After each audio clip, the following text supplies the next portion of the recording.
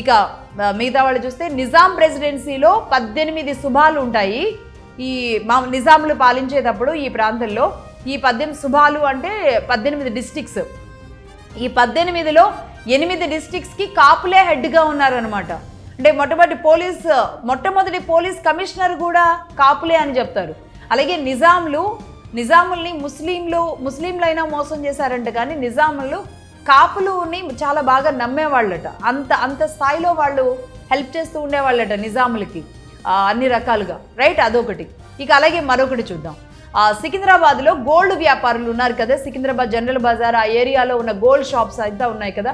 మనం వాళ్ళని చూసి క్యాప్ పెట్టుకొని ఉండడం వల్ల వాళ్ళంతా మార్వాడీలు అనుకుంటాం, బట్ అది పొరపాటు. దాదాపుగా అందులో 60% కాపులే. ఒక్కొక్క విషయం తెలుస్తుంటే అదే చెప్పాను కదా స్టార్టింగ్లో, తీగ లాగుతుంటే ఎక్కడికో వెళ్ళిపోతుందని. సో మొత్తం కూడా అదే స్థాయిలో ఉన్నారు. వాళ్ళ ఇంటి పేర్లు కూడా జొన్నాడ, ఆకుల, సింధునూరు, ఇంకొక ఇంటి పేరు కూడా ఉంది, బట్ అది మిస్ అయింది. వీళ్ళు ఏ స్థాయిలో అంటే ఆఖరికి నిజాంకి కూడా గోల్డ్ పెట్టుకొని అప్పులు ఇచ్చేవాళ్ళంట. అంటే ఆ స్థాయిలో వాళ్ళ దగ్గర ఆ రోజుల్లోనే డబ్బులు అంత ఉండేది. ఇందిరాగాంధీ టైంలో అక్కడ డబ్బు బంగారం ఎక్కువగా ఈ షాపుల్లో ఉండడం వల్ల ఆ రోజుల్లోనే ఇందిరాగాంధీ టైంలో ఐటీ రైడ్స్ జరిగాయి వీళ్ళ షాప్స్ మీద.